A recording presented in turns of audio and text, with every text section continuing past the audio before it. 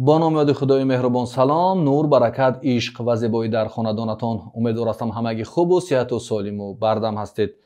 باز یک کتاب دیگر رو میخواهم از برنامه کتابخوان برای شما معرفی کنم که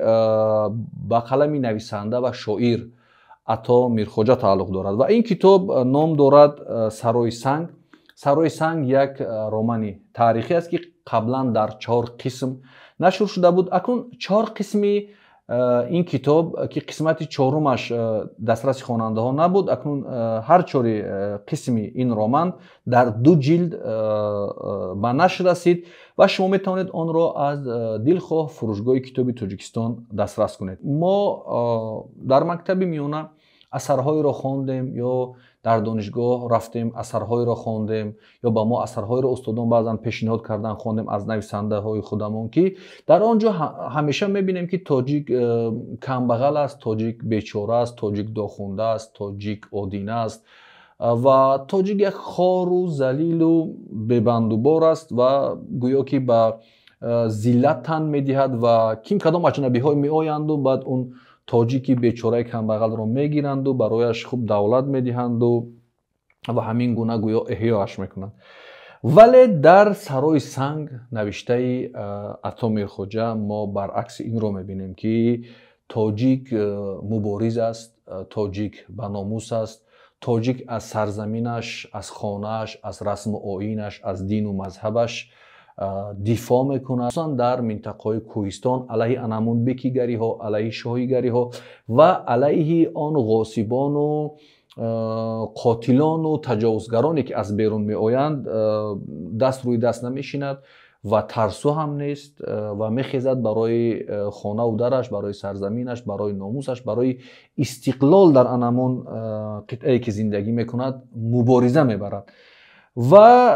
از این خاطر خواندن این اثر اهمیت خیلی خیلی جدی دارد، مخصوصا برای نسل جوانی ما، برای آنکه ما تا به امروز گفتم بسیار اثرهای خواندیم که تاجیک رو بسیار ضعیف نشان میدهد و بعد خواندن آن یک روحیه بیچارگی، یک حس ناتوانی و یک حس نفرت به گذشته در شما پیدا می شود. اگر کمی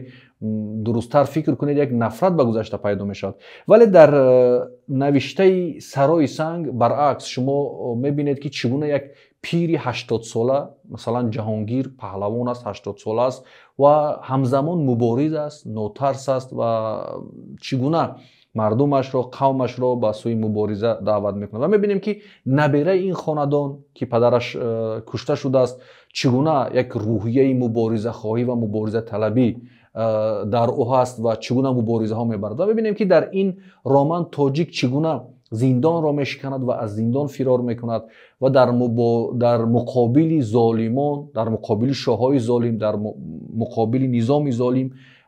مبارزه میبرد. و این کتاب نشان میدهد که تاجیک همش ترسو نیست، تاجیک همش چاپلوس نیست، تاجیک همش مداح نیست، بلکه تاجیکان یک مردم وارسته، یک مردمی هستند که قدرتمند هستند، یک مردمی هستند که از حیثیتشان، از ناموسشان، از خانوادهشان توانی دفاع کردن را در برابر ظالمان، در برابر تجاوزگران، در برابر آنهایی که بالایشان ناحق حکم میرانند یا حکومت میکنند ایستادگی کرده میتوانند. که واقعهایی که در شونان میگذرد، در روشان میگذرد، در ومر میگذرد، همین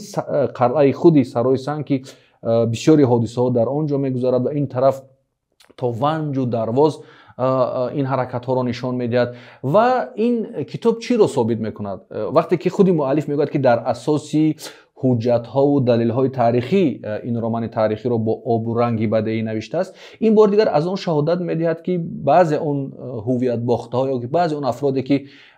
مواد می نویسند وقت آخری و اینجا اونجا داد میزنند که گویا تاجیک کسی نبود، یک ملت خفته و خواب آلوده و پریشان و پراکنده بود که نه مقاومت را میدونست نه مبارزه را میدونست و این بیگانگان بودن که می آمدن بالا اینا تحمیل میکردن یا این بیگانگان بودن که آمدن اینها را نجات دادن و صاحب این آن کردن.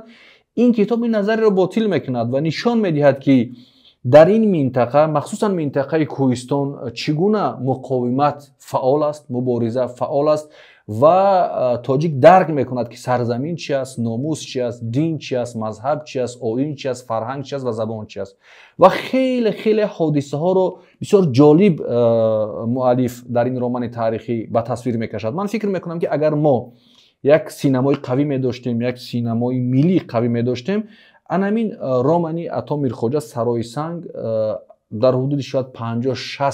قسم یا هم سریالی که ما میگوییم بهترین فیلمنامه میشد که در برابر اون فیلم های ترکی و ازبکی و روسیه که امروز ما تماشا میکنیم، سلسله فیلم هایی که از اون قهرمان تراشی میکنن و چگونه بسیار از مردم ما شفته این گونه فیلم ها هستند، این خودش یک در برابر اون که بسیار رمانی جالب است، در برابر اون که بسیار رمانی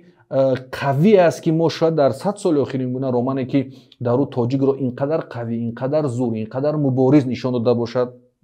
نداشته باشیم. و خود یک سناریو هم هست، یعنی یک در برابر این گونه رمان جالب بودنش یک سناریو جالب هم هست که اگر ما بتوانیم اینو به فیلمنامه تبدیل دهیم، من فکر میکنم که از منفعت خالی نیست. و خیلی خیلی دلم میخواد که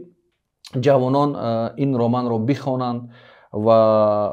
بسیار اندیشه در سرشان پیدا میشد و روحیهشان قوی میشد. و بسیار از فکر میکنم بعضی رمان ها رو خواندن که در اونجا تاجیک بیچاره و کم بغل آدینه و داخونده و این نشان داده شده است، کمی به گذشتهشان با دل سردی نگاه میکنن و میگن که گذشتگان ما ضعیف بودن که ما ضعیف بودیم، گذشتگان ما نتوانستند مبارزه برده که ما هم نمیتوانیم مبارزه برده، یا گذشتگان ما این و آن بودن. ولی این نظریه رو، این فکر رو، این اندیشه رو، این ناتوان بینی رو، این ضعیف نگری رو سرای سنگ از شما میگیرد. تاجیک در گذشتهش هم نفرانی قوی، نفرانی مبارز، نفرانی داشت که در این قطعه و در این سرزمین از ناموس خودشون، از حیثیت خودشون، از خانواده خودشون و از سرزمین خودشون با هر شکلی که بود دفاع کردند، قربانی ها دادند، به شهادت رسیدند، ناترس بودند، دلیر بودند، جسور بودند. سرای سنگ این رو به شما تلقین میکند. سوژه از همینجا شروع می شود که یک گروه از جوانانی همون دهه‌ای که هست که محبت خان آنجا شاه هست، یک گروه از مردم را میقپند، تقریبا 30 نفر را، گویا آنها قصد داشتند که با جان شاه سوی قصد اعلان کنند. و این پهلوان جهانگیر شاه پیرمرد 80 ساله وقتی که میرود اون حرفها و طعنه‌های شاه را میشنود و میآید، از اینجا شروع میشود، از اینجا اثر شروع میشود. واقعا شروع اثرم خیلی یک شروع جالب. به همین طریق میرود در این کتاب که تاجیک چگونه از زندان را میشکند، چگونه در برابر ظالمان دور نگفته میتواند. یعنی کتابی است که در اینجا نشان میده که تاجیک میایستد و در برابر بسیار از مسائل، بسیار از اون تصمیم هایی که شاه میگیرد نگفته میتواند و برای بودنش در خانه خودش، برای حقش، برای اون سرزمینش و ناموسش و حیثیتش تلاش میکند، مبارزه میبرد و کشته میشود. نابسته از اونه که لحظه های خیلی رقتبار دارد، یعنی لحظه های دارد که بسیار دهشت است، گاه شما را به خنده میبرد، گاه شما را به گریه میبرد، ولی در مجموع رمان سرای سنگ برای شما یک حسی قدرت، یک حسی روح بلندی، یک حسی آنکه گذشتگان شما قوی و دلیر و ناترس و جسور بودند، یک حسی آنکه تاجیک بیچاره و کمبغل و بدبخت نبود، یک حسی آنکه تاجیک رو دیگرها آمده صاحب سرزمین خانه و در نکردند. این اثر این چیز رو در شما بیدار میکند. و گفتم که نظر اون افرادی رو که اینجا آنجا بانگ میزنن که گویا دیگرها آمدن این تاجیک بیچاره و کمبغل و ناتوان و خوار و ذلیل گرفتند و به این حالا جایگاهی که دارد رساندند، این اثر بر ضد این اندیشه ها است، بر مقابل این افکار است و میگوید که نه، تاجیک در این کوهستان، در این سرزمین، در این منطقه مبارز بود، تلاش میکرد و از حق خودش دفاع میکرد. بار دیگر تکرار میکنم که سرای سنگ نوشته عطا میرخواجه این با بیشتر اون رمانها و پاوست ها و آچرک هایی که ما در از سوی بعضی نویسنده هامون عصرهای 18 و 19 و اولی عصر 20 خواندیم کاملا تفاوت دارد و مقابل آن جریان است، مقابل آن افکار است و در اینجا چهره تاجیک تماما یک چهره دیگر نشان داده شده است. و از تمام جوانان من خواهش دارم که این کتاب را بخوانند این کتاب خواندنش از منفیت خالی نیست و این کتاب رو شما میتونید از فروشگاه‌های کتاب شهر دوشنبه دسترس کنید. باقی پیروز و کامگار و سربلند و خانه آباد باشید. خدا یاری آورتون.